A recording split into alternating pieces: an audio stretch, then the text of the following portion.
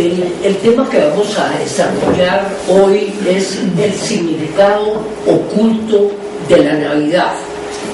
Es decir, a través del pensamiento teosófico vamos a tratar de descubrir aquí entre todos, tratar de entender lo que se nos ha mostrado que está detrás de las palabras, detrás de los versículos de la Biblia, detrás de los intereses mostrados en relación con la vida de Jesús que presentan los 4 evangelistas, ver algo muy importante en relación con lo que tiene que ver con nuestra propia vida, con nuestro propio desarrollo de conciencia.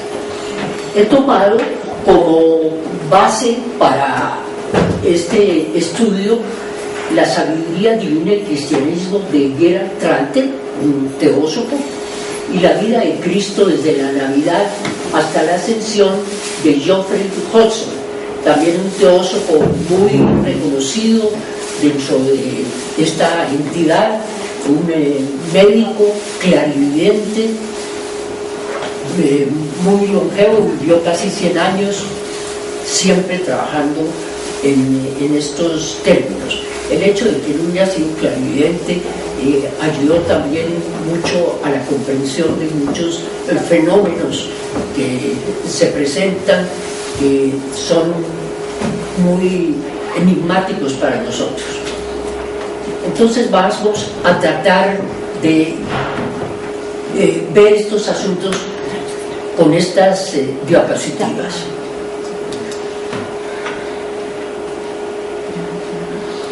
Vamos a empezar con unas citas bíblicas. Yo me cercioré de que esas citas que nos citan estos señores, en donde nos dicen en dónde encontrarlas, fuera así. Pero si ustedes las anotan, pueden buscarlas y comprobar que eso es así. Empecemos a ver las citas. Jesús le responde: ¿no está escrito en vuestra ley, yo he dicho, dioses sois? Juan 10:34. Dioses sois. Nos está diciendo que nosotros, los seres humanos, tenemos una naturaleza divina. Esa naturaleza divina es potencial, no se ha desarrollado todavía, pero algún día será activa. Entonces, esa idea de que somos dioses, es decir, que nuestra naturaleza es divina, no se está diciendo que no haya sino una sola fuente de todo el universo. Es al que ellos hemos llamado en el cristianismo Dios, como el origen, fuente de todas las cosas. Eso no vamos a tratar de verlo ahora, sino en relación con esta idea, dioses sois. No perdamos entonces de vista que no está hablando a nuestra naturaleza esencial, que es divina. Otro poco. Por favor. Chao. Sí. Ya, bueno. San Pablo dice: ¿no sabéis que sois santuario de Dios y que el Espíritu de Dios habita en vosotros? Es decir, aquí nos está mostrando que hay una naturaleza divina inmanente. Nosotros hemos estado acostumbrados, de acuerdo con las enseñanzas cristianas que se nos dan, de que Dios es un ser que está fuera de nosotros. Es un ser trascendente. Lógicamente que es un ser trascendente, puesto que no está limitado por la creación, pero también es un Dios inmanente. El Espíritu Divino está en todo ser humano. Ahí está la cita de Corintios. Por favor. El Cristo místico es la naturaleza crística dentro de todo hombre. Esa naturaleza divina que se ha llamado el Cristo está en nosotros. Cristo en nosotros, en todo ser humano. que ha de nacer o despertar a la actividad por influencia de la inteligencia espiritual que actúa desde adentro, como lo aclara San Pablo a los Gálatas. Esa inteligencia espiritual que está en nuestro interior es la que nos va a permitir aquello. Es difícil entenderlo a través de la mente corriente que nosotros estamos usando. Se necesita ir a un nivel más profundo de esa misma mente, que es la que nos va a comprobar estas citas de estos discípulos. Él dice allí: hijos míos, por quien sufro de nuevo dolores de parto, hasta ver a Cristo formado en vosotros. Entonces, no solamente nos está diciendo que existió ese ser maravilloso, el Cristo, que nos trajo ese mensaje, sino que esa naturaleza crística que se muestra en él, se tiene que mostrar en nosotros algún día. Y que algo tenemos que hacer de trabajo actualmente para que algún día eso sea posible.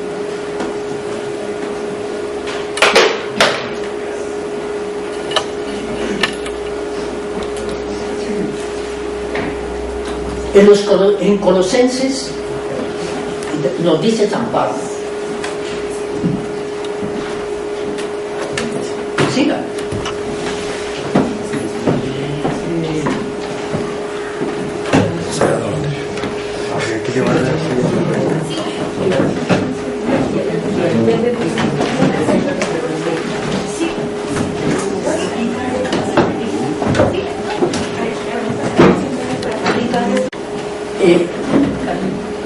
Aquí en Colosenses entonces encontramos la misma cita. Podemos empezar nuevamente para todas las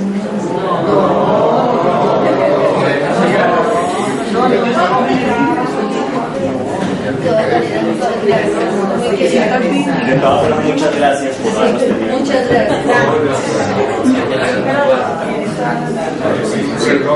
Sí, estamos presentando unas citas de la Biblia en que se nos muestra que nuestra naturaleza es divina, que nuestra naturaleza esencial es divina, que somos dioses, en el sentido de que compartimos la misma naturaleza de la causa de todo el universo, de Dios, la esperanza de gloria.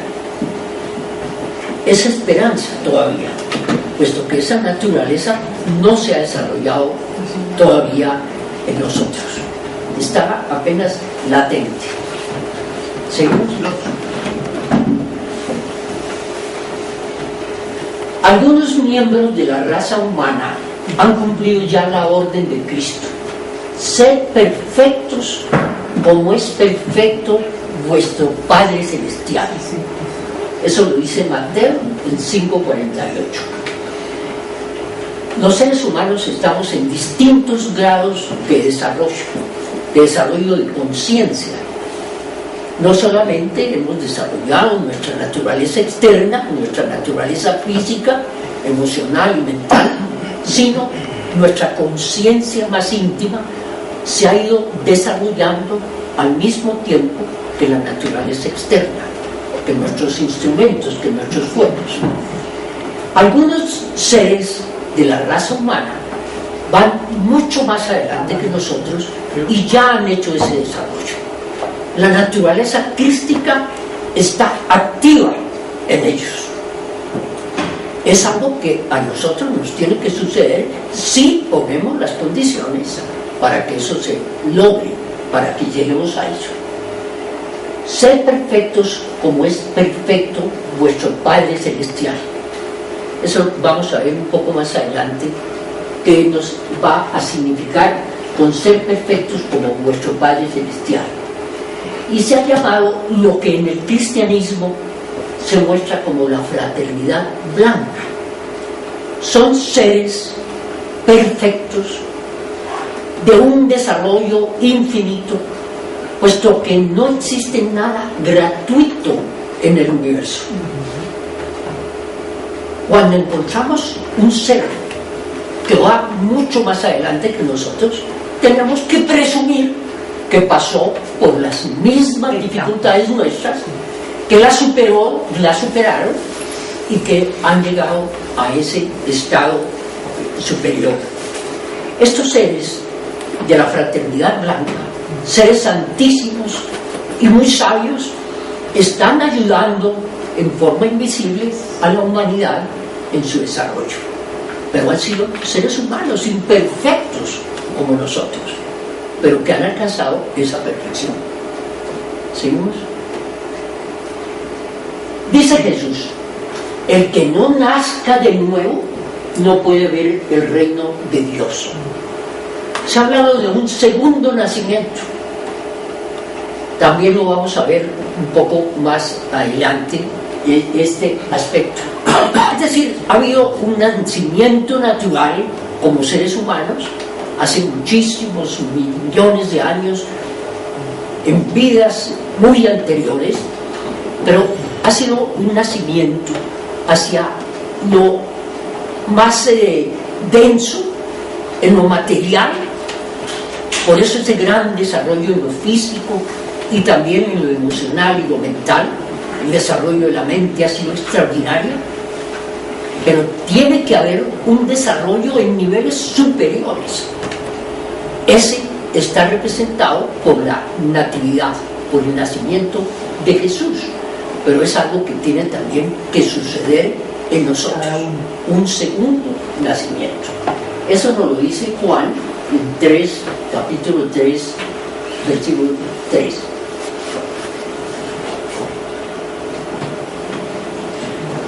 Somos dioses, de acuerdo con las citas que hemos visto aquí. Entonces estamos pues siguiendo un libro cristiano, la Biblia, y los términos que vamos a emplear hoy son todos términos cristianos. Está la idea de que somos dioses, pero como les decía a ustedes, dioses en formación. Dioses en formación. Está la semilla divina, pero tiene que crecer hasta que esa semilla se exprese plenamente. Somos dioses. Esta afirmación pasa casi desapercibida en las enseñanzas cristianas. Es curioso, se toma como base la Biblia, pero se hace énfasis en algunos puntos y otros son como oscuros o se dejan de lado. Esta idea de la divinidad del ser humano no se ha puesto no se le ha puesto énfasis. Pero sin embargo, si vemos que hay una sabiduría en esa Biblia, entonces tenemos que ponerle atención a todo. Y este aspecto es fundamental en la idea de la natividad. Nuestra divinidad es por ahora potencial y debe volverse activa. Los seres humanos estamos en el mundo pasando por múltiples experiencias con el objeto de desarrollar nuestra naturaleza espiritual. Muchas veces nosotros desconocemos por qué estamos en el mundo, cuál es el objetivo de la vida.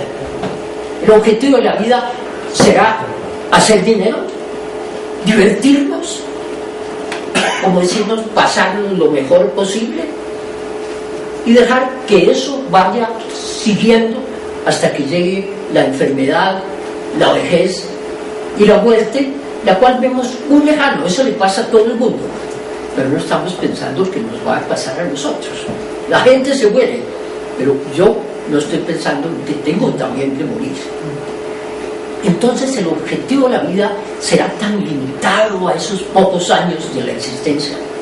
Hay que ponerle tanto énfasis. No quiere decir que eso no tenga que hacerse.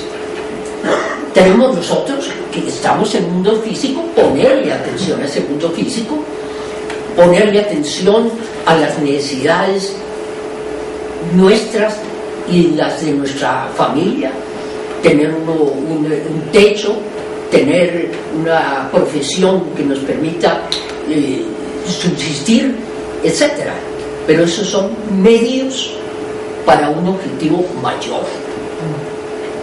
El cuerpo físico no vive sino unos pocos años, pero hablando también en términos cristianos, suponemos, y estos seres nos dicen que es así, existe una naturaleza que perdura y por lo tanto tiene que ser más importante que una naturaleza que solamente permanece unos pocos años.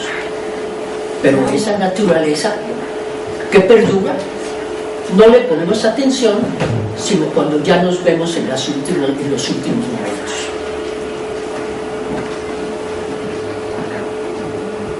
Esto nos está mostrando que hay que poner atención a esa naturaleza espiritual. ¿Será huir del mundo físico? No.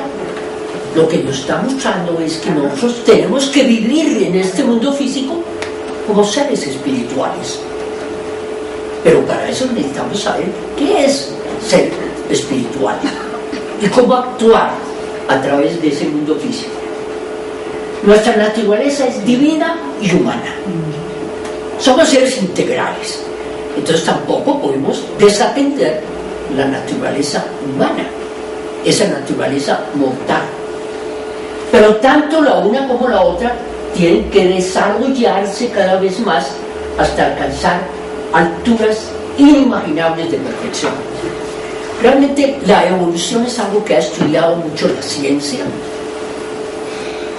especialmente después de Darwin, a mediados del siglo XIX, que actualmente se ha comprobado de que existe una evolución física, pero no se le ha puesto atención a que tras de esa evolución física hay una evolución de la conciencia.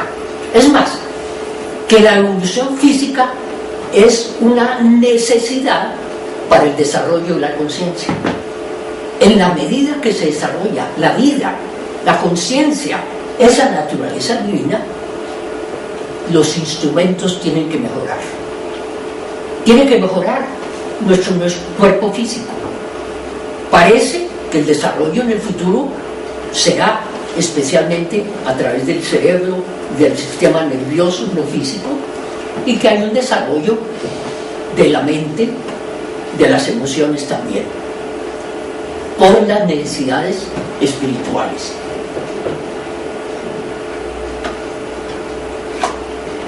La teosofía nos indica que esto se lleva a cabo a través del proceso de la evolución. Eso es un punto fundamental. Como les decía, esa evolución física, emocional, mental, espiritual, para ese desarrollo de la vida, del espíritu, de la conciencia. Es necesario entender eso para darnos cuenta de la afirmación dioses sois. Hay que desarrollar esa naturaleza divina.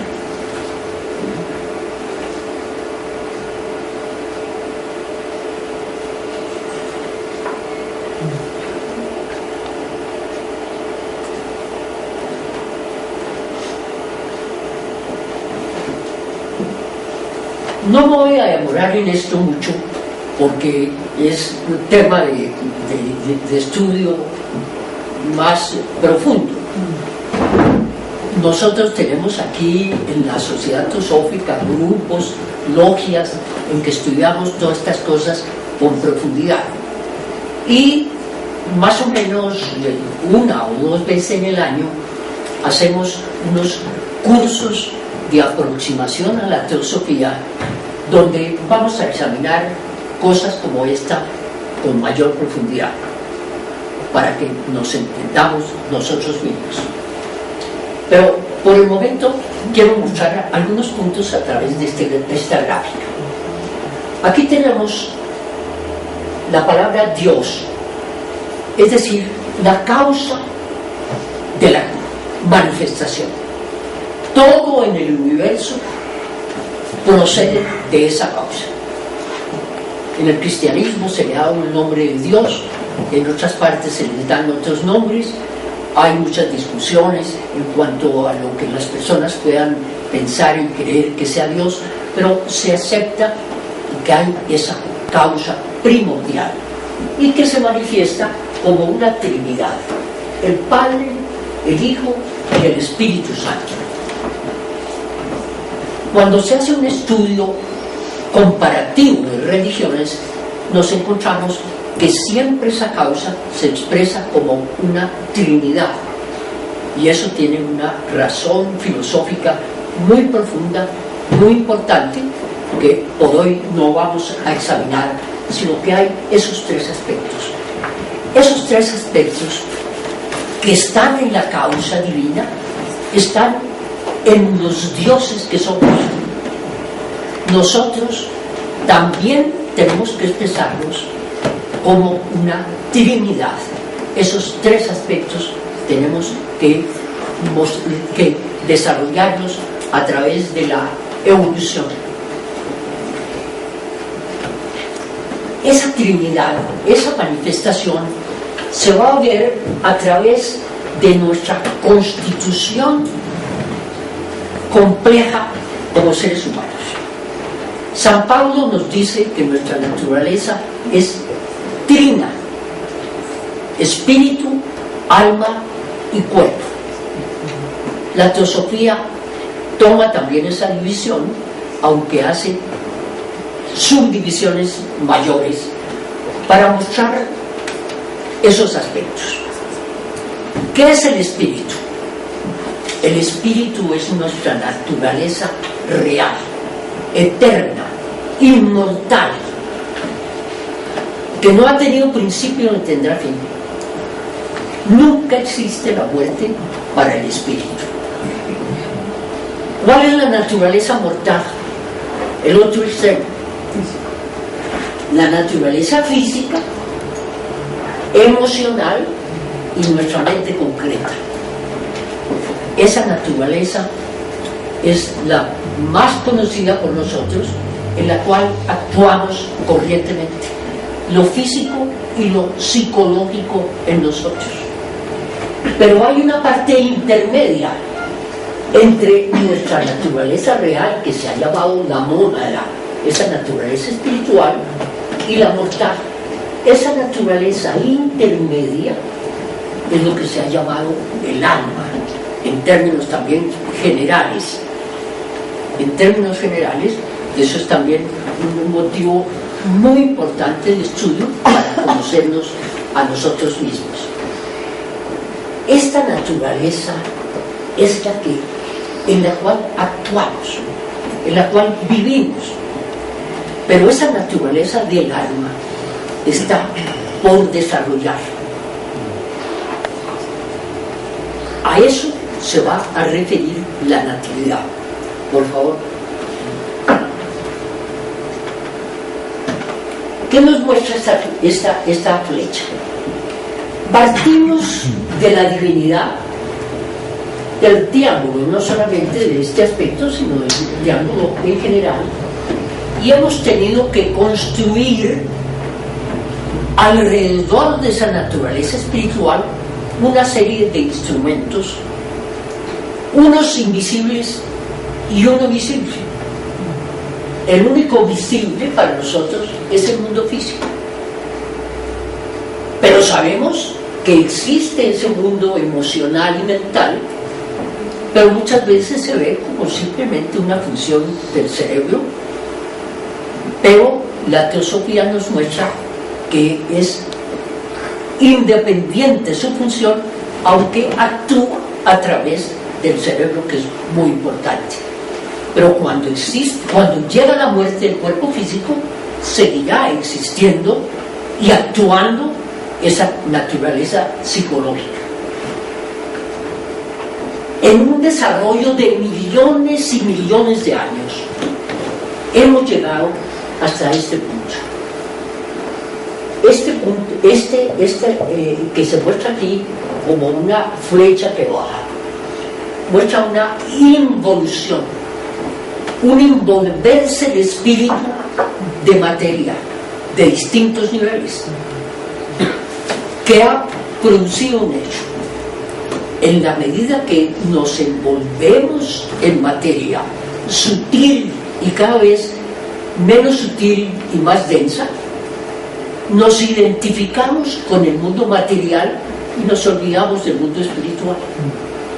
Eso se ha llamado la involución, que es una parte del periodo evolutivo. Al llegar al punto más bajo, es decir, cuando empieza a desarrollarse la naturaleza física, hay un cambio en el camino y vamos a volver a transitar ese terreno, pero en sentido inverso. Hemos venido de lo espiritual a lo material. Ahora vamos a ir de lo material a lo espiritual.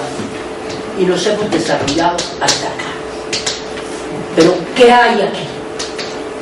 Aquí tenemos entonces un vacío que no nos está mostrando esta flecha, pero que tiene que cubrirse. Esto tiene que continuar el desarrollo para volver otra vez a nuestra frente. Pero no volvemos los mismos, sino volvemos realizados. Estamos en este punto, que es lo que he querido mostrarles aquí, porque después de esto vendrá ese segundo nacimiento. Por favor.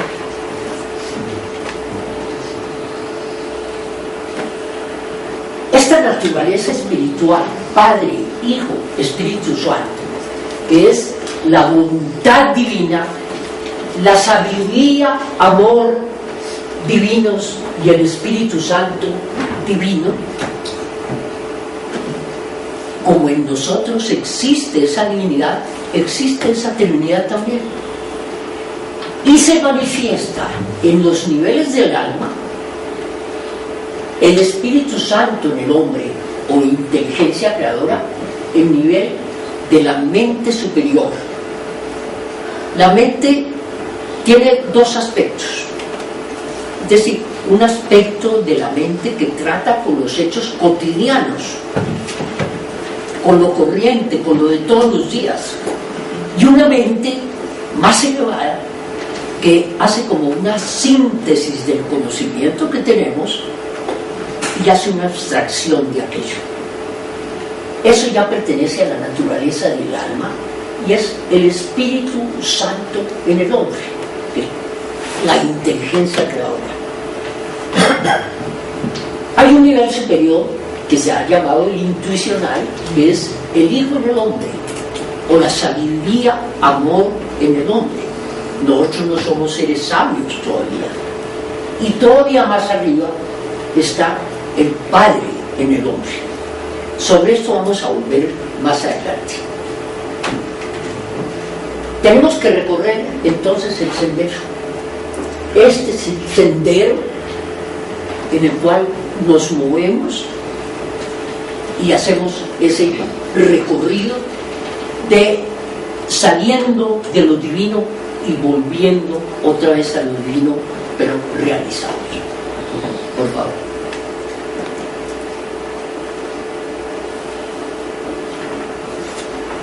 En la Biblia encontramos ejemplos que nos muestran el proceso de la evolución, como en el caso de Adán y Eva, que comen el fruto del árbol de la ciencia del bien y el mal y son expulsados del paraíso. Todos conocemos esa historia, pero esa historia es simbólica. Adán y Eva, los seres humanos, nosotros, cada uno de nosotros estuvo en el paraíso, en el Edén, en ese nivel superior espiritual. Allí no había ningún problema, ningún conflicto, todo es perfecto, pero no tenemos conocimiento, no tenemos experiencia. Es necesario salir del paraíso. El ser tiene que comer del fruto del conocimiento, es decir, tiene que salir del paraíso. En términos generales, es expulsado del paraíso para que tenga experiencias y pueda realizarse. Solamente a través de las experiencias podemos desarrollarnos. Por ejemplo, bueno, un muchacho, 18 años, fuerte, puede desarrollar cualquier tipo de deportes.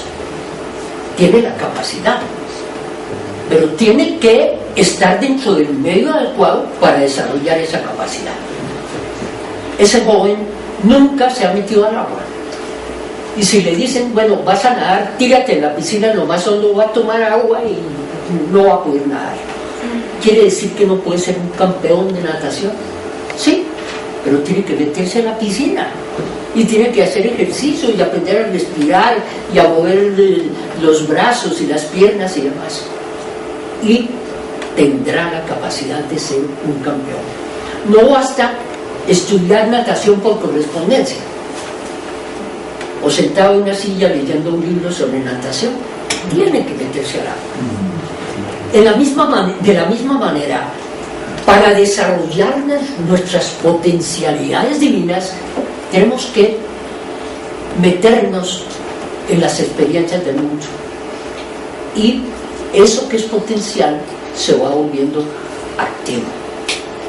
Adán y Eva, nosotros, hago un paréntesis para decir que los personajes que vamos a ver en la natividad están todos en nosotros. Todo lo que vamos a ver está dentro de nosotros. Adán y Eva, en este caso, somos nosotros mismos. Entonces tenemos que pasar por estas experiencias. Huir del paraíso, salir del paraíso, ser expulsados de aquí. Y hay otro ejemplo también en la Biblia muy interesante, por favor, que es el del hijo pródigo, que voluntariamente se va de la casa de su padre. Es como si fuera ese paraíso, es parecido al del paraíso terrenal. Tiene experiencias, comete iniquidades, se hunde en los vicios, se da cuenta de sus errores. Todo eso lo cometemos por ignorancia. No sabemos lo que es nuestra verdadera misión, la verdadera felicidad que está dentro de nosotros, y la estamos buscando en lo externo, y por eso cometemos tantos errores. Se purifica y vuelve a donde su padre, donde es recibido por él con los brazos abiertos, como el hijo siempre bien amado. Es la historia esa de la evolución que vimos en el cuadro. Por favor.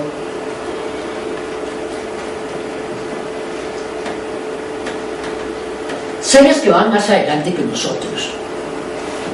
Esto es algo en lo cual ya había mencionado, pero hay que hacer énfasis.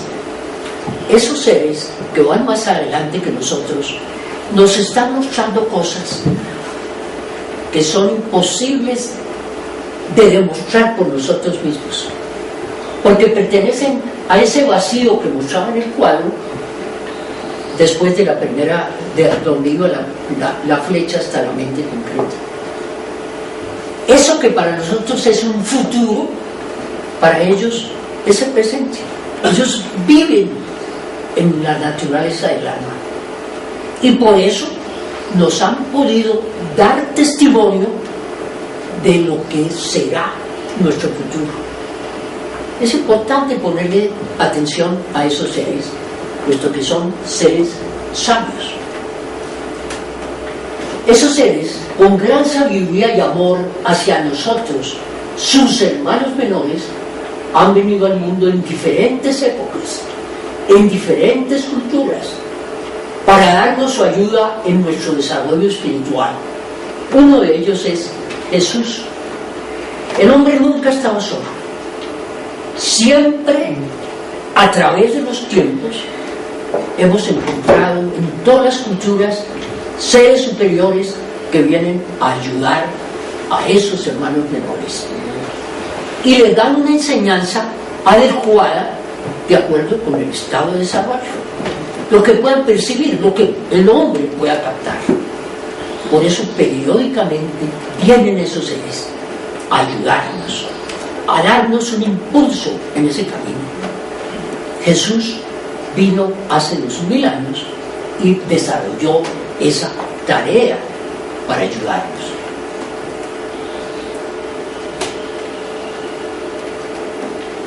Es algo hermoso que el mundo se regocije cada año con el recuerdo de su nacimiento y lo celebre con visibles muestras de veneración. Pero pocas veces se relaciona la vida de Jesús, según los relatos evangélicos, con verdades maravillosas acerca de las distintas etapas por las que tiene que pasar cada ser humano en su largo proceso evolutivo. Es decir, nosotros vemos eso como una experiencia histórica. Vino ese ser al mundo hace 2000 años, hizo esa tarea, esa prodigiosa enseñanza para el cambio del mundo, y queda entonces como si fuera algo del futuro. Es una tarea que se está haciendo ahora. La obra de Cristo hoy, a través de los seres humanos. Por favor. Al examinar los 4 evangelios, podemos ver que aunque se nos narran acontecimientos históricos de la vida de Jesús, aquí cuando vamos a ver este simbolismo, no estamos negando la vida histórica de Jesús. Él fue un ser histórico. Y lo que nos muestran allí es real, sino que detrás de eso están esos símbolos. El maravilloso relato no se pretendió jamás que fuera leído como un registro de acontecimientos externos, sino más bien como una revelación de la manifestación divina tras las manifestaciones materiales del hombre mortal. Entonces ellos buscaron revelarnos esa manifestación divina a través de cada uno de nosotros. Vamos a ver.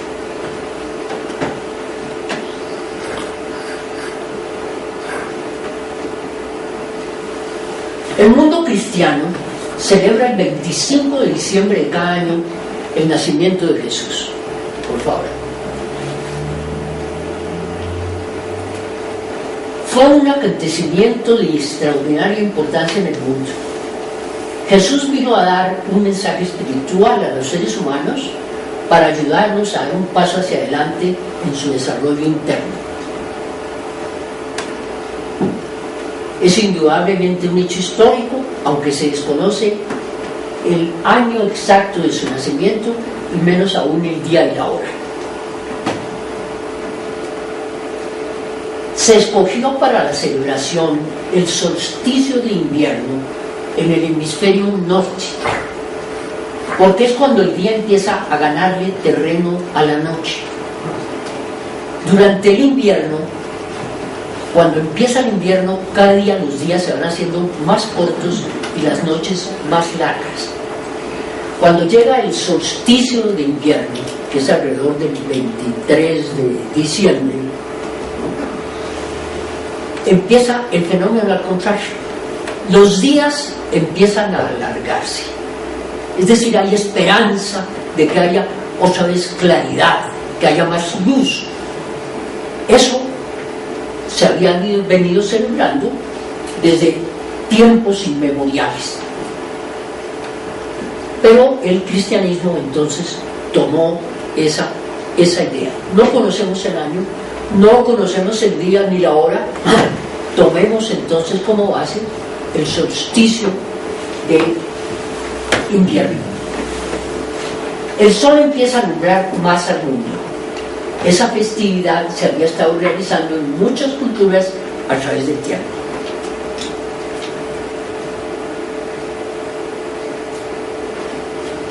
Como gran ser que es Jesús, es adorado, reverenciado y seguido por millones de cristianos.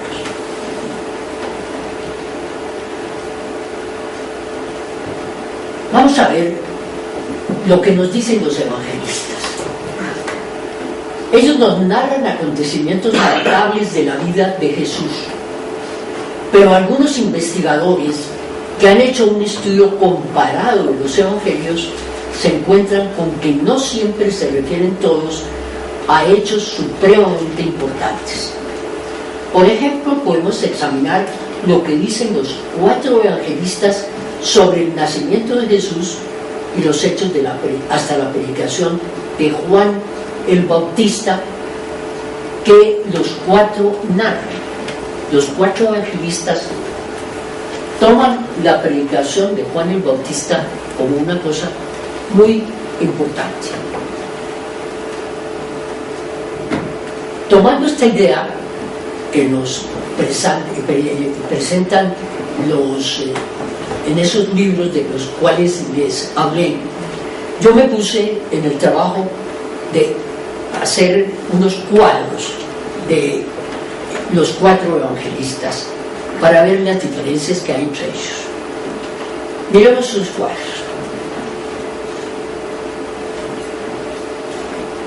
Tenemos aquí en rojo lo que narra todos los evangelistas o algún otro de los evangelistas, y en negro lo que narra solamente ese evangelista. San Mateo nos muestra la genealogía de Jesús desde Abraham hasta José. Desde Abraham hasta José. Él pone esa genealogía. Pongan atención. Van hasta José. José halla que María había concebido un hijo del Espíritu Santo. Entonces, José no es el padre es el Espíritu Santo. El ángel San Gabriel se lo revela en sueños. Allí también se nos dice que Jesús es hijo primogénito, no unigénito, sino primogénito. Él tenía hermanos. Mateo es el único de los evangelistas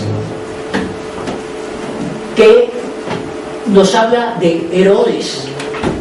Herodes supo por los magos que había nacido el rey de los judíos. Los magos le ofrecen oro, incienso y mirra. José huye a Egipto, la matanza de los niños. Herodes muere y José regresa con María y Jesús a Galilea. Eso no lo muestra sino Mateo. Es curioso que los demás evangelistas no nos hablan de eso. Y viene la predicación de Juan el Bautista y el bautismo de Jesús, del cual hablan todos. Miremos a ver qué nos dice San Marcos. San Marcos empieza con la predicación de Juan el Bautista y el bautismo de Jesús. No nos habla nada, absolutamente nada de lo anterior. Es algo que nos parece extraño. Si es algo tan importante en la vida de Jesús, ¿por qué no nos dice nada este evangelista? Veamos qué dice San Lucas. Esto está solo en Lucas.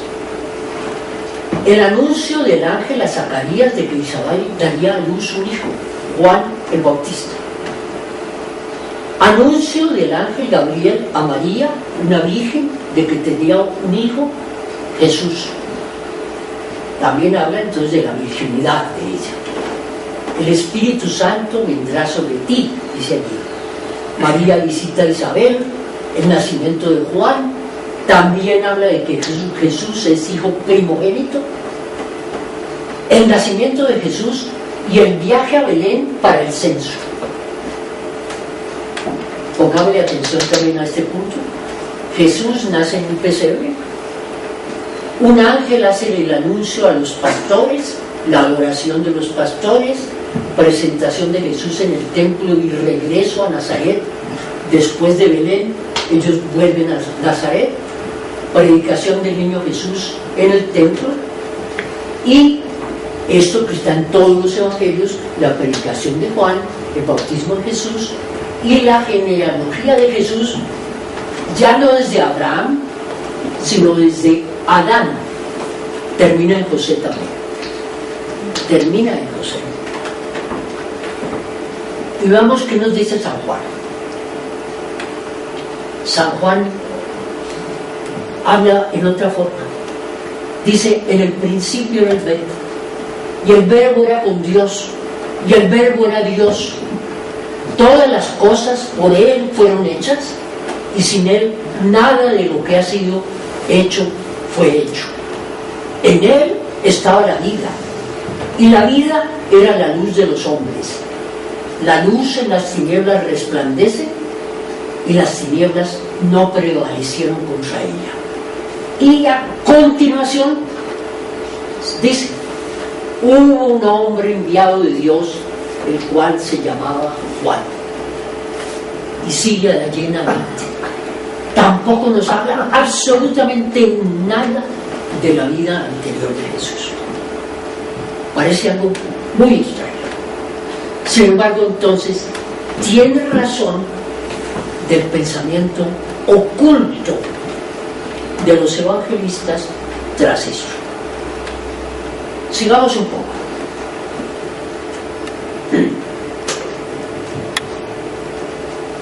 En vez de establecer inútiles discusiones sobre si históricamente puede ser cierto el relato de la Inmaculada Concepción, es mejor considerarla místicamente. Vamos a verla entonces místicamente, que es la única manera de entender aquello. Mateo y Lucas describen la natividad de modos diferentes y ni Marcos ni Juan la mencionan. Mateo y Lucas hablan de una concepción inmaculada y un nacimiento virginal, aunque acentúan la ascendencia masculina de Jesús. Vean ustedes que tanto el uno como el otro nos dan la genealogía y termina en Jesús. Y allí mismo nos dice que José no es el padre de Jesús. Eso es como incongruente. Poner entonces toda la genealogía terminando en que no es su papá. Pero eso nos da una clave. Entonces, mientras Lucas hace regresar a la familia directamente de Nazaret, Mateo la lleva a Egipto, huyendo de la persecución de Herodes. Nos lo muestran también de manera diferente. Y eso también va a tener una razón de ser. Sigamos otro poco. Bueno, esto no es motivo de... Estamos viendo la natividad y hasta el bautismo. Pero la resurrección tan vitalmente importante también se narra diferentemente, como también el hallazgo de la tumba vacía y las apariciones posteriores de Jesús. Todo hay que estudiarlo en una forma mística. Sigamos.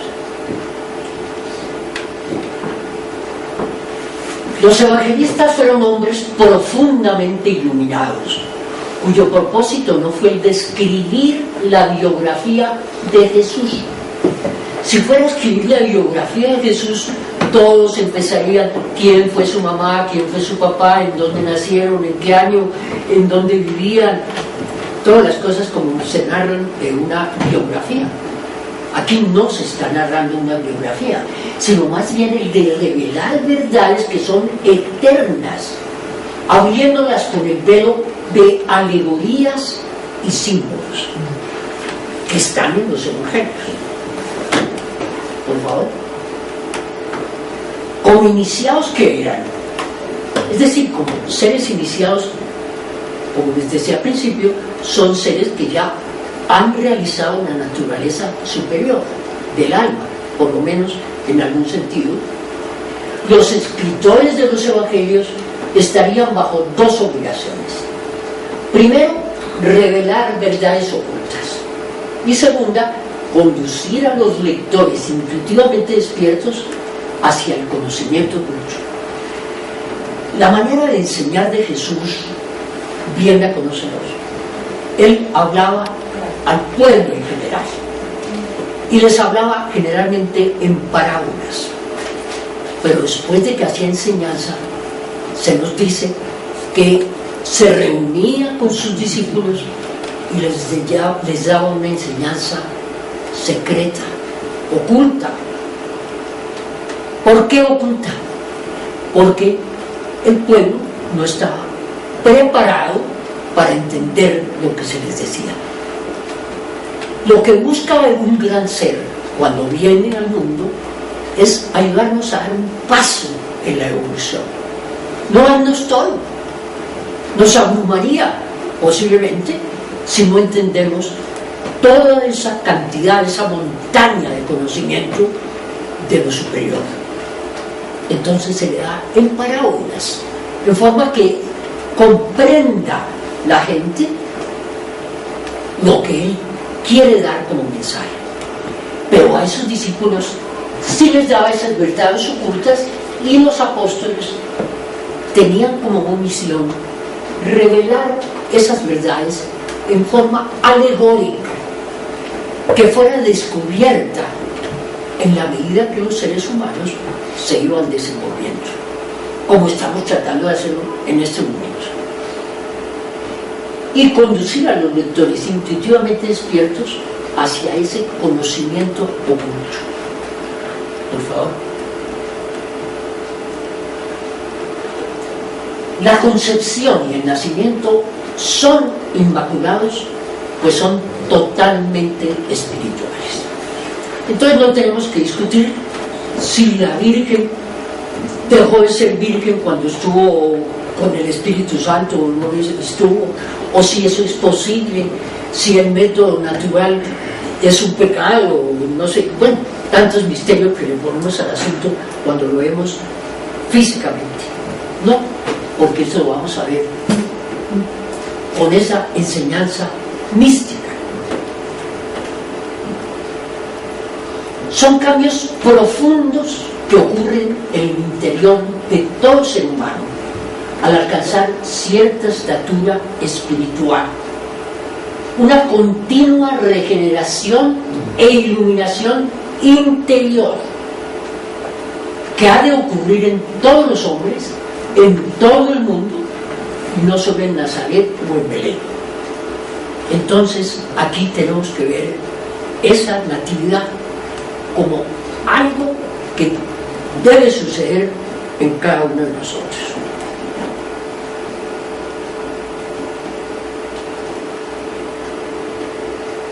Nuestra escritura especial es la Biblia. A ella acudimos en busca de saber algo definido acerca de Jesús, de la naturaleza esencial del hombre y de la relación entre Dios y el hombre.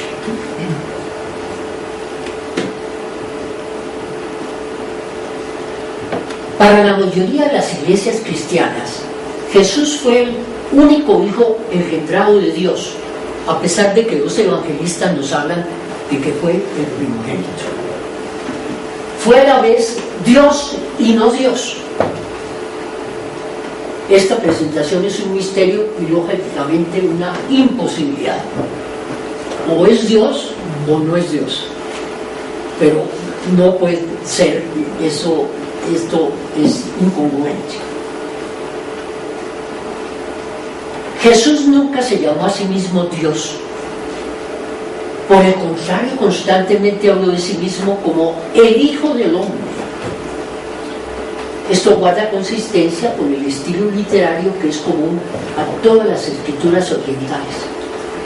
Es decir, a través de su naturaleza como hombre, es que llega a ser el Hijo del Hombre.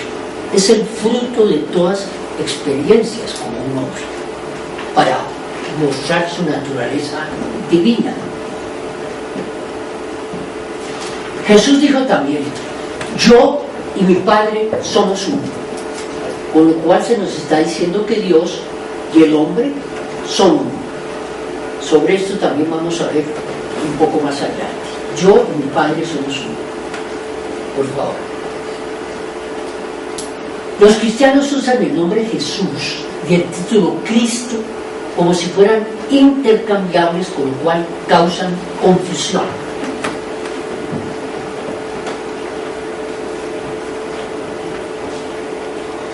La palabra griega original Christos significa ungido, o sea, en el lenguaje de esos días, uno que ha alcanzado la más alta iniciación posible en las escuelas de misterios.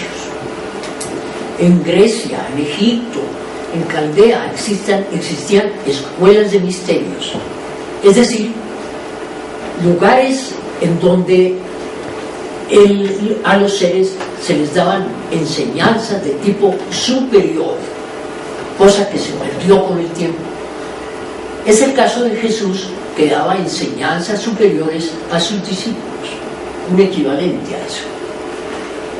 Esa palabra Cristos quiere decir ungido, o sea que ha alcanzado esa alta iniciación. Jesús era un Cristos, era un ungido, lo cual significa que el espíritu crístico estaba inmanente en él y activo en él. Por favor. Pudo también llamársele Jesucristo. Vean ustedes que en la Biblia encontramos que hasta los 30 años a él se le llama Jesús y después se le llama Jesucristo. Ha habido un cambio total con el bautismo. Puede llamarse Jesucristo por ser el único Cristo a que se refiere el Nuevo Testamento, pero no existe justificación alguna para afirmar que Jesús es el único Cristo que el mundo ha visto. Por favor. Todo ser humano tiene una naturaleza crística inherente como parte esencial de su naturaleza. Por favor. Ahora apenas puede vislumbrarse ese Cristo interno como una sabiduría y compasión naciente. Seguimos.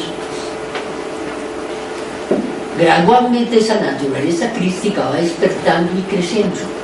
Luego el Cristo interno se convierte en una luminaria de un centro de paz imperturbable. Seguimos.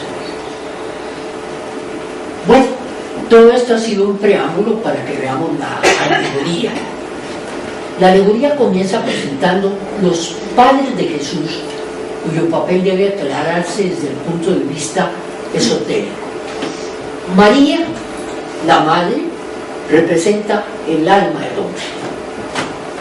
Y José, el padre, representa la mente del hombre. Eso está en nosotros, tenemos un alma y tenemos una mente. En nosotros está entonces el aspecto María y José. Por favor. Miremos esto a través del cuadro que vimos anteriormente.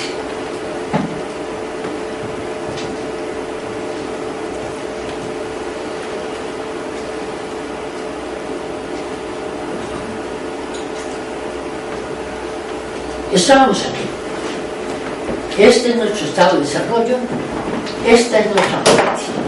José.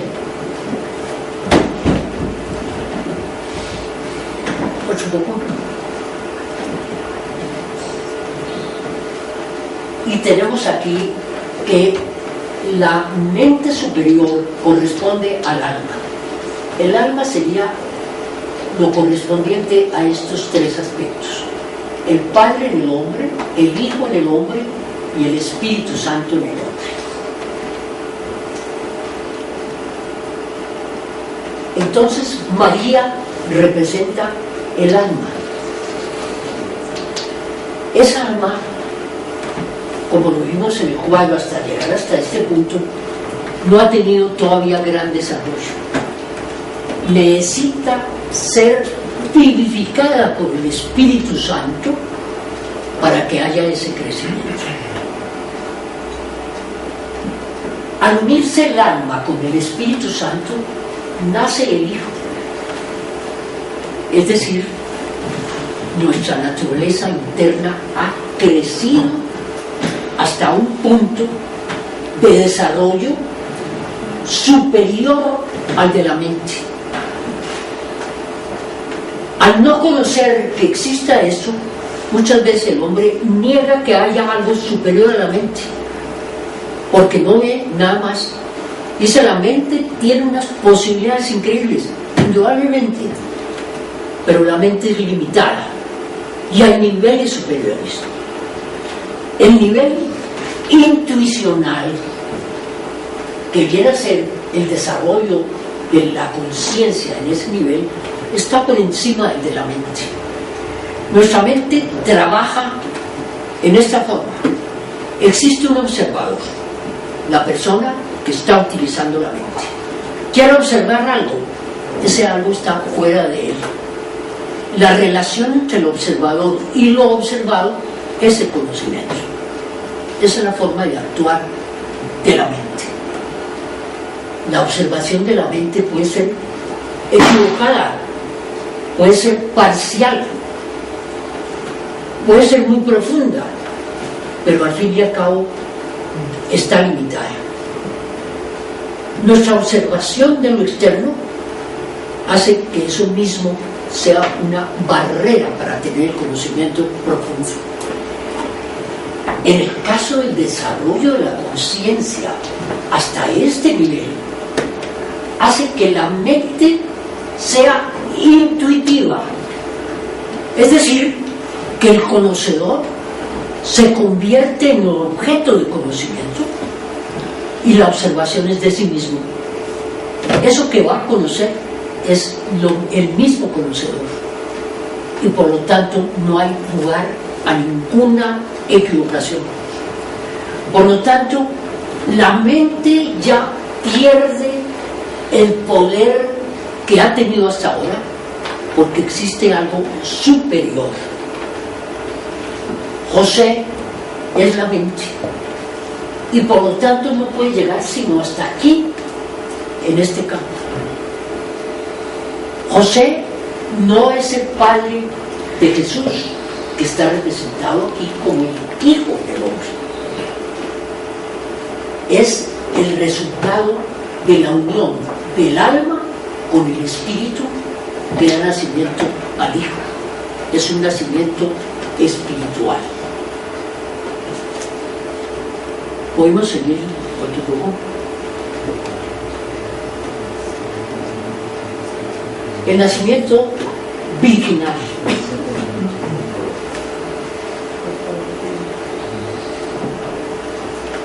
La mente puede ser el padre putativo, pero no el padre carnal de un individuo converso o nacido espiritualmente.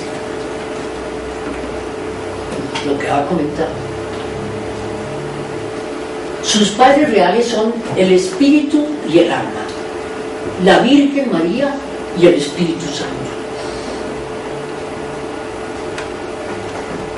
La mente, el intelecto, puede cumplir un importante papel, pero no obstante limitado en el progreso espiritual y moral del hombre.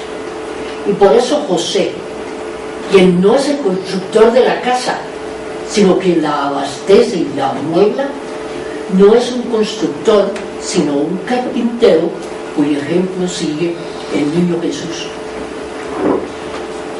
En el primer caso es la construcción de la casa. El Espíritu y María construyen lo eterno. Aquí José es apenas un mediador.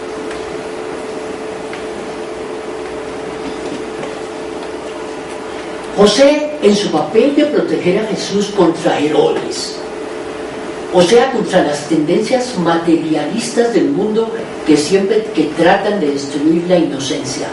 Es decir, también Herodes está en nosotros. Cuando nos queremos aferrar al mundo material, no lo queremos soltar. Y muchas veces lo espiritual viene a ser un estorbo para eso. Entonces, Herodes no quiere que nazca el niño y busca entonces su destrucción.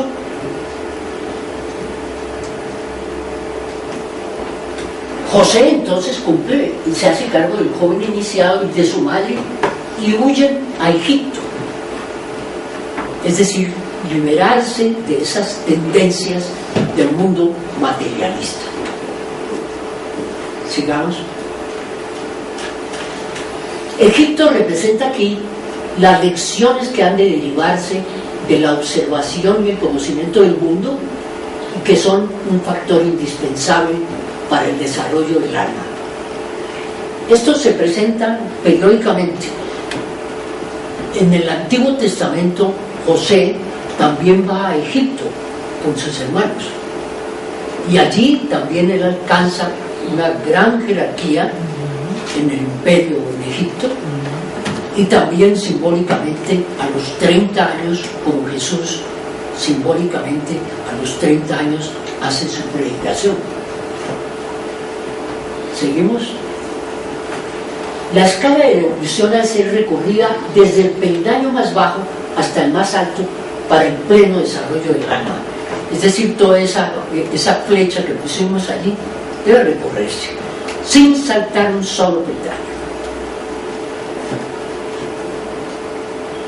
Solamente cuando el aspirante está firmemente cimentado, fuertemente polarizado en la recta dirección y suficientemente avanzado para no tener nada que temer de Herodes, es decir, de las tendencias del mundo, puede regresar tranquilo a la tierra de Israel.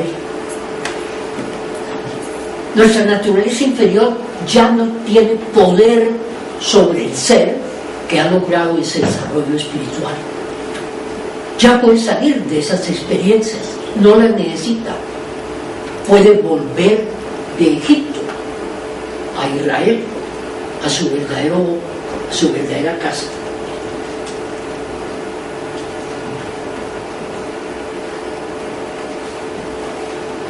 En el Nuevo Testamento se nos dice explícitamente que José no es el padre de Jesús en el sentido ordinario de la palabra.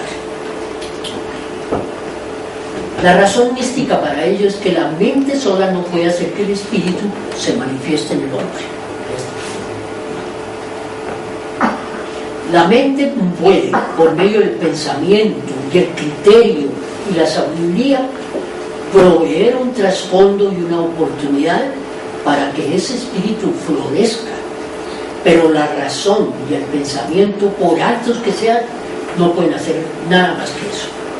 Por eso, después de que Jesús trae la familia nuevamente a Israel, desaparece.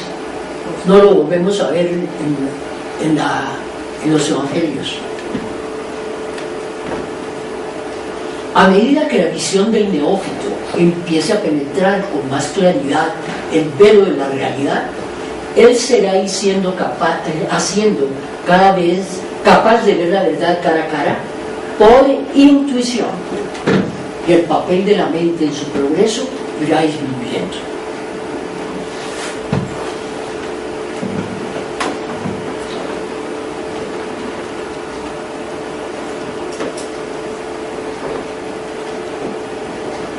Según el relato literario, el nacimiento del niño tuvo lugar bajo circunstancias difíciles y muy humildes. Eso es una característica realmente de todos los grandes avatares, de todos esos grandes seres. Siempre ese nacimiento es humilde y en circunstancias difíciles. Eso lo vemos, por ejemplo, muy claramente también en los relatos de la mitología, como en el caso de un héroe. Algo así se representa en Hércules, que también su nacimiento es humilde y en circunstancias difíciles. Eso quiere mostrarnos que realmente eso no es ningún óbice para el desarrollo espiritual.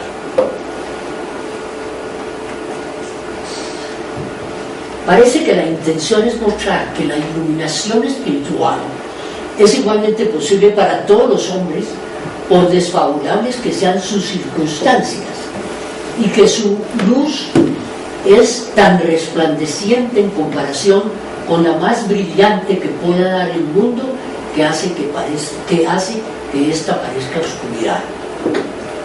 ¿Seguimos? El nacimiento del niño va acompañado de la adoración de los pastores. Las ovejas se comportan típicamente como aquellos hombres que, por carecer de un verdadero y alto propósito en la vida, vagan sin sentido de un lado a otro. Es decir, el común de la humanidad a ese pertenecemos, somos esas ovejas. Y necesitamos unos pastores que nos guíen, esos seres iluminados.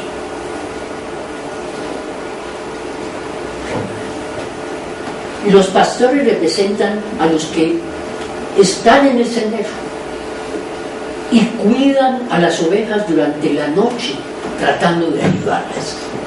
Eso es algo muy alentador, saber que no estamos solos, que a pesar de todas las dificultades, de todos los pronósticos, que el mundo se acaba, que esto es una cosa terrible, que ya no se puede llegar más, esos grandes seres están tras de bambalinas, invisibles, ayudando que el plan divino se cumpla, se desarrolle. No puede fallar, porque no es un plan hecho por hombres, es un plan divino. Esos seres cuidan a las ovejas durante la noche. Podemos decir que estamos en esa oscuridad, en esa noche, pero ellos están cuidando. Estos pastores se deleitan naturalmente cuando nace Cristo. También se nos dice que vinieron 3 sabios del Oriente a tributarle homenaje. En todas las religiones, el Oriente es el lado de donde vienen los dones divinos a los hombres. Esos dones se mencionan aquí como oro, incienso y mirra. Oro, la verdadera sabiduría espiritual y el discernimiento. Incienso, la suave fragancia de la aspiración a lo alto que sube bajo la influencia de la ardiente voluntad representada por el fuego y el incensario. Y la mirra, el aroma natural de la santidad. Todas esas son cualidades de la naturaleza espiritual, del alma, después de que ha nacido, después de ese segundo nacimiento.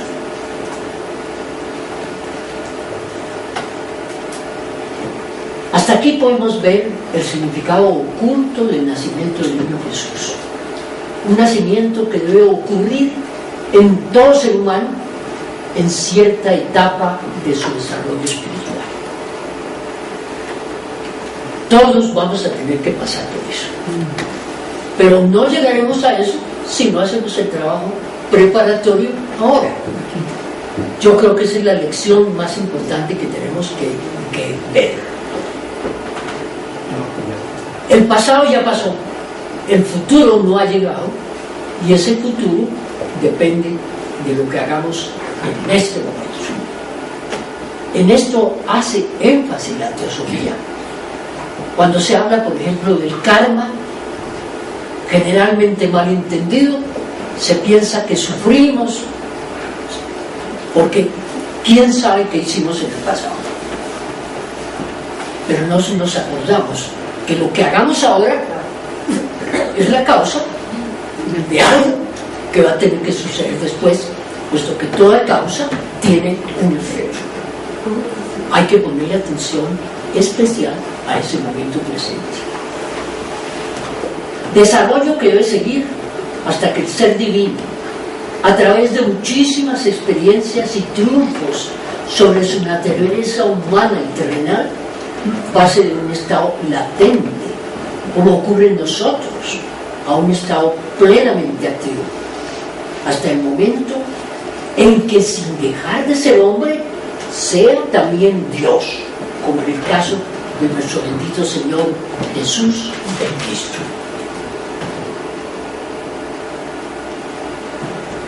Todos esos pasos en el camino ascendente se encuentran en forma alegórica en los relatos evangélicos sobre la vida de Jesús hasta su gloriosa ascensión a los cielos. Esta presentación que he hecho hoy a través de estos estudios que he encontrado en esos libros, pretendo que sea una abrebocas para todos nosotros y profundicemos en esas enseñanzas tan maravillosas que encontramos nosotros en esos evangelios. Muchas gracias a todos ustedes.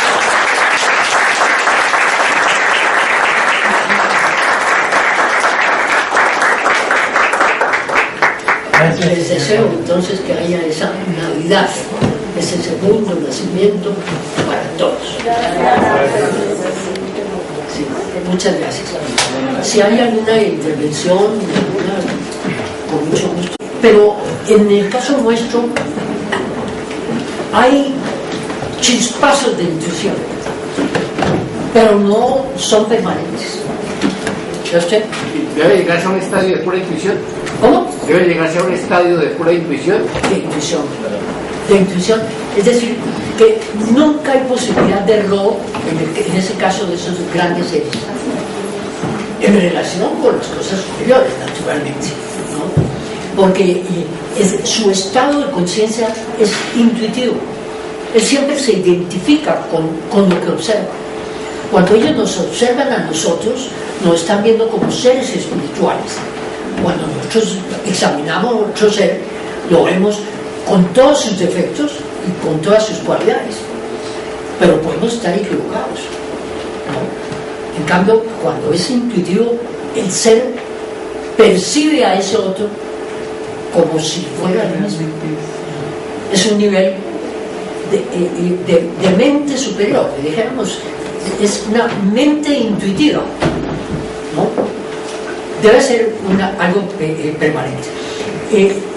Cuando un individuo trabaja muchísimo con su mente, en ciertos momentos puede tener ese chispazo de intuición, como pasa con ciertos científicos después de trabajar mucho a través de un problema, cuando no están pensando en él, tienen la solución, ¿no es cierto? Sí. Es un chispazo de intuición, pero no es permanente.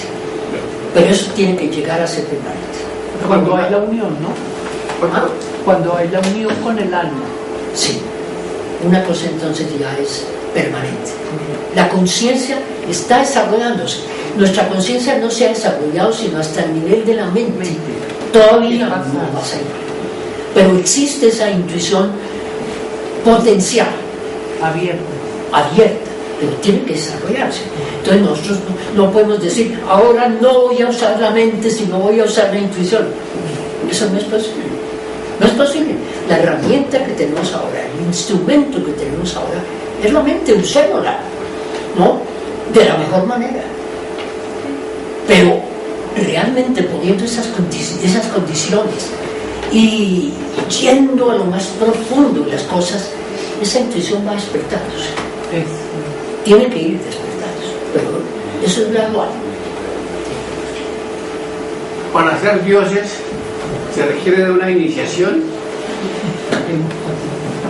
Vamos a ver, aquí se ha llamado esa iniciación, tomando ese término de los misterios. A ver, pongamos un ejemplo. En el campo de la medicina, por ejemplo, está la cirugía, ¿no? Un individuo puede ser un médico sin llegar a ser un cirujano, ¿no es cierto? Sí. Pero algunos pueden tener ciertas capacidades especiales para poder ser cirujanos.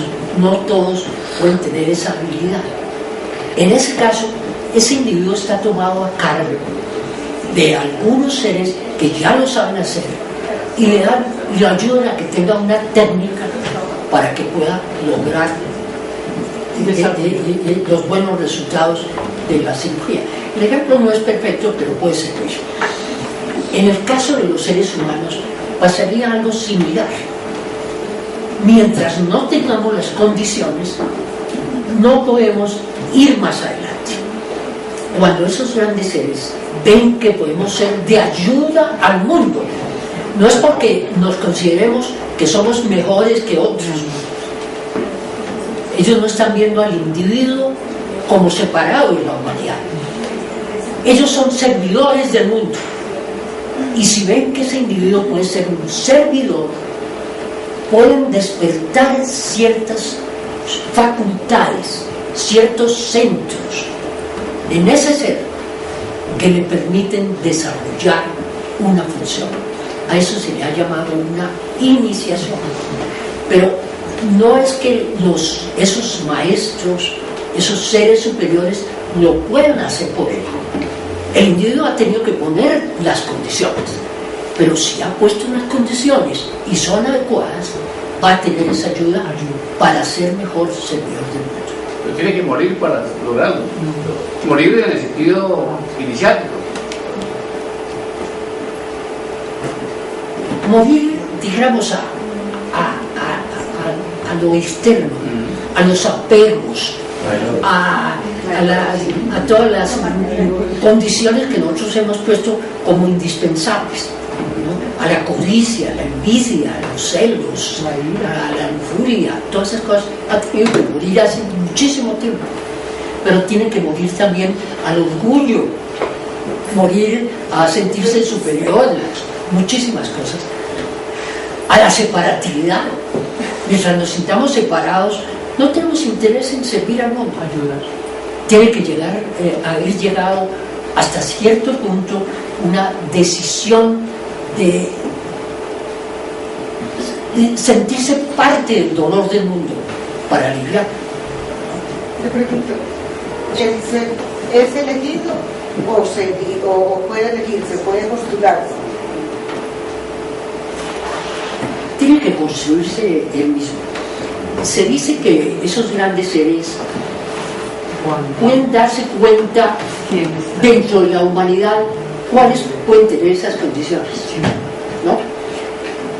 Se pone como ejemplo en una ciudad todas las luces corrientes, pero hay unas luces que son más brillantes que otras.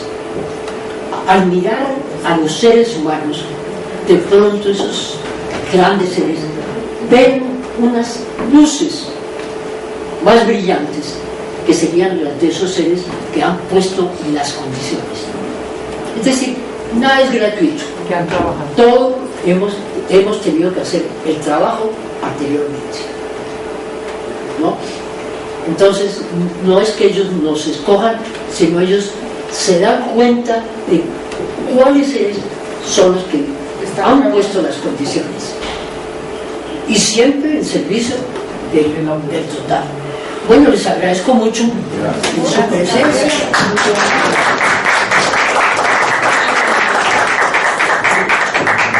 Y ya entonces nos dice San Pablo.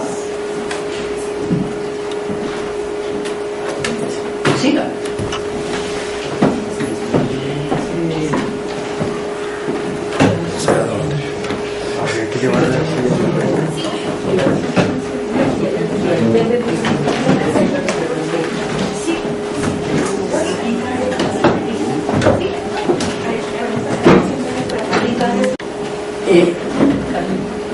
Aquí en Colosenses entonces encontramos la misma cita. Que si podemos empezar nuevamente para todas las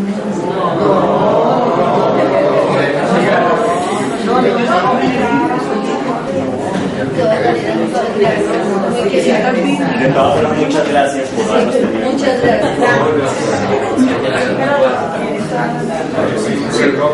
Sí, estamos presentando unas citas de la Biblia en que se nos muestra que nuestra naturaleza es divina, que nuestra naturaleza esencial es divina, que somos dioses, en el sentido de que compartimos la misma naturaleza de la causa de todo el universo, de Dios, la esperanza de gloria. Esa esperanza todavía, puesto que esa naturaleza no se ha desarrollado todavía en nosotros, está apenas latente. ¿Seguimos? Algunos miembros de la raza humana han cumplido ya la orden de Cristo: sed perfectos como es perfecto vuestro Padre Celestial. Eso lo dice Mateo en 5:48. Los seres humanos estamos en distintos grados de desarrollo de conciencia.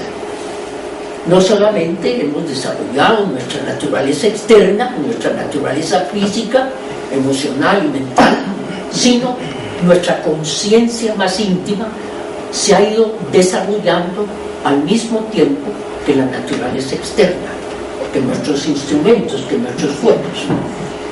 Algunos seres de la raza humana van mucho más adelante que nosotros y ya han hecho ese desarrollo. La naturaleza crística está activa en ellos. Es algo que a nosotros nos tiene que suceder si ponemos las condiciones para que eso se logre, para que lleguemos a ello. Ser perfectos como es perfecto vuestro Padre Celestial. Eso vamos a ver un poco más adelante, que nos va a significar con ser perfectos como vuestro Padre Celestial. Y se ha llamado lo que en el cristianismo se muestra como la fraternidad blanca. Son seres perfectos, de un desarrollo infinito, puesto que no existe nada de la natividad. Nuestra divinidad es por ahora potencial y debe volverse activa. Los seres humanos estamos en el mundo pasando por múltiples experiencias con el objeto de desarrollar nuestra naturaleza espiritual. Muchas veces nosotros desconocemos por qué estamos en el mundo, cuál es el objetivo de la vida. El objetivo de la vida será hacer dinero, divertirnos, como decimos, pasarnos lo mejor posible y dejar que eso vaya siguiendo hasta que llegue la enfermedad, la vejez y la muerte, la cual vemos muy lejano. Eso le pasa a todo el mundo, pero no estamos pensando que nos va a pasar a nosotros. La gente se muere, pero yo no estoy pensando que tengo también que morir. Entonces el objetivo de la vida será tan limitado a esos pocos años de la existencia. Hay que ponerle tanto énfasis. No quiere decir que eso no tenga que hacerse. Tenemos nosotros, que estamos en el mundo físico, ponerle atención a ese mundo físico, ponerle atención a las necesidades nuestras y las de nuestra familia, tener un techo, tener una profesión que nos permita subsistir, etc. Pero esos son medios para un objetivo mayor. El cuerpo físico no vive sino unos pocos años, pero, hablando también en términos cristianos, suponemos, y estos seres nos dicen que es así, existe una naturaleza que perdura, y por lo tanto tiene que ser más importante que una naturaleza que solamente permanece unos pocos años.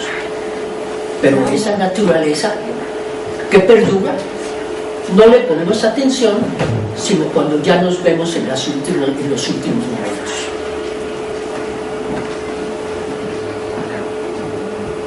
Esto nos está mostrando que hay que poner atención a esa naturaleza espiritual. ¿Será huir del mundo físico? No. Lo que nos está mostrando es que nosotros tenemos que vivir en este mundo físico como seres espirituales. Pero para eso necesitamos saber qué es ser espiritual y cómo actuar a través de ese mundo físico. Nuestra naturaleza es divina y humana. Somos seres integrales. Entonces tampoco podemos desatender la naturaleza humana, esa naturaleza mortal. Pero tanto la una como la otra tienen que desarrollarse cada vez más hasta alcanzar alturas inimaginables de perfección. El tema que vamos a desarrollar hoy es el significado oculto de la Navidad. Es decir, a través del pensamiento teosófico vamos a tratar de descubrir aquí entre todos, tratar de entender lo que se nos ha mostrado que está detrás de las palabras, detrás de los versículos de la Biblia, detrás de los intereses mostrados en relación con la vida de Jesús que presentan los cuatro evangelistas, ver algo muy importante en relación con lo que tiene que ver con nuestra propia vida, con nuestro propio desarrollo de conciencia. He tomado como base para este estudio la sabiduría divina y el cristianismo de Gerhard Tranter, un teósofo, y la vida de Cristo desde la Navidad hasta la ascensión de Geoffrey Hodgson, también un teósofo muy reconocido dentro de esta entidad, un médico clarividente, muy longevo, vivió casi 100 años, siempre trabajando en estos términos. El hecho de que él haya sido clarividente ayudó también mucho a la comprensión de muchos fenómenos que se presentan, que son muy enigmáticos para nosotros. Entonces vamos a tratar de ver estos asuntos con estas diapositivas.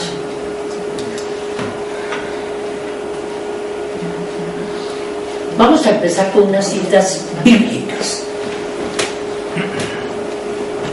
Yo me cercioré de que esas citas que nos citan estos señores, en donde nos dicen en dónde encontrarlas, fuera así. Pero si ustedes las anotan, pueden buscarlas y comprobar que eso es así. Empecemos a ver las citas. Jesús le responde: ¿no está escrito en vuestra ley, yo he dicho, dioses sois? Juan 10:34. Dioses sois. Nos está diciendo que nosotros, los seres humanos, tenemos una naturaleza divina. Esa naturaleza divina es potencial, no se ha desarrollado todavía, pero algún día será activa. Entonces, esa idea de que somos dioses, es decir, que nuestra naturaleza es divina, no se está diciendo que no haya sino una sola fuente de todo el universo. Es al que ellos hemos llamado en el cristianismo Dios, como el origen, fuente de todas las cosas. Eso no vamos a tratar de verlo ahora, sino en relación con esta idea, dioses sois. No perdamos entonces de vista que nos está hablando a nuestra naturaleza esencial, que es divina. Otro poco. Por favor. Ya. Sí. Ya, bueno.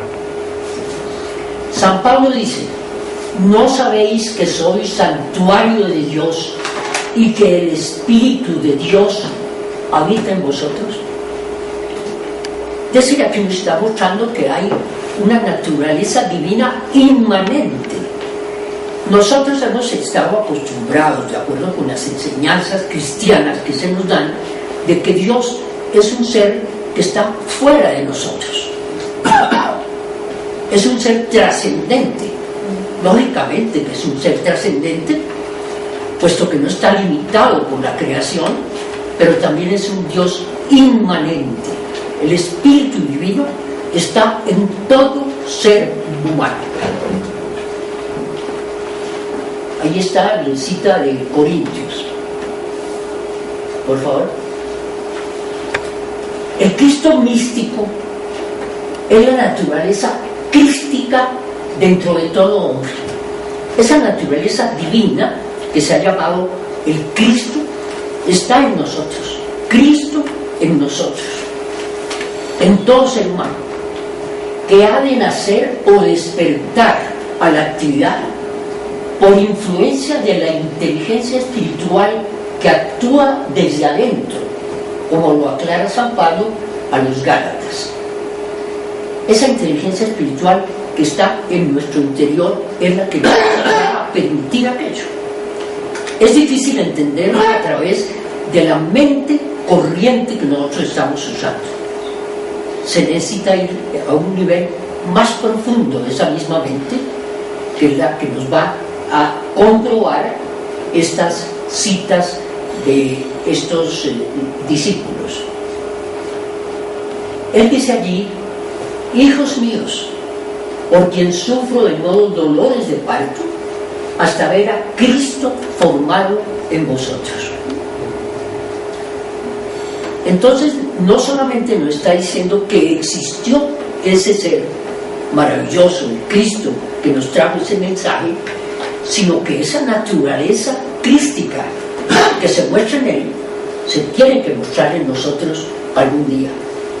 Y que algo tenemos que hacer de trabajo actualmente para que algún día eso sea posible.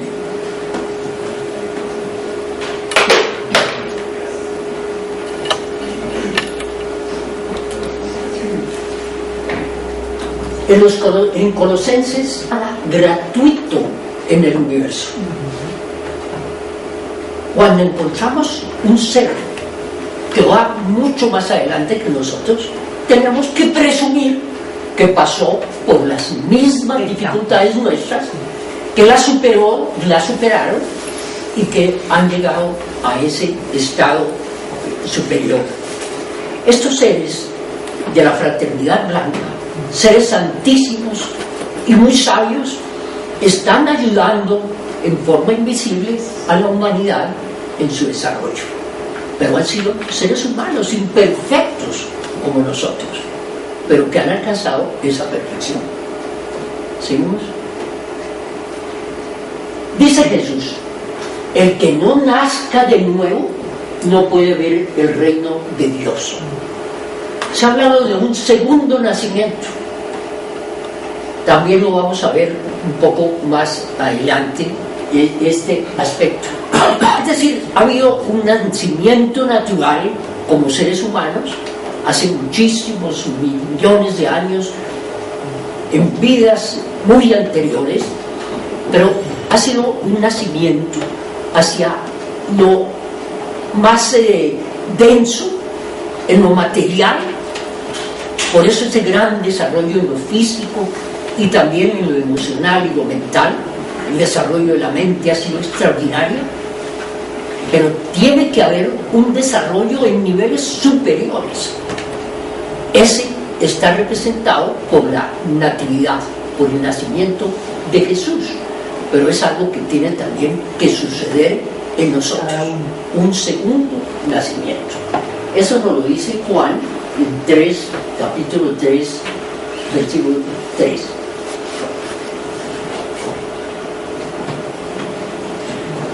Somos dioses, de acuerdo con las citas que hemos visto aquí. Entonces, estamos pues siguiendo un libro cristiano, la Biblia, y los términos que vamos a emplear hoy son todos términos cristianos. Está la idea de que somos dioses, pero como les decía a ustedes, dioses en formación. Dioses en formación. Está la semilla divina, pero tiene que crecer hasta que esa semilla se exprese plenamente. Somos dioses. Esta afirmación pasa casi desapercibida en las enseñanzas cristianas. Es curioso. Se toma como base la Biblia, pero se hace énfasis en algunos puntos y otros son como oscuros o se dejan de lado. Esta idea de la divinidad del ser humano no se ha puesto no se le ha puesto énfasis.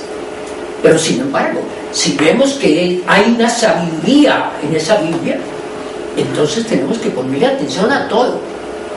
Y este aspecto es fundamental en la idea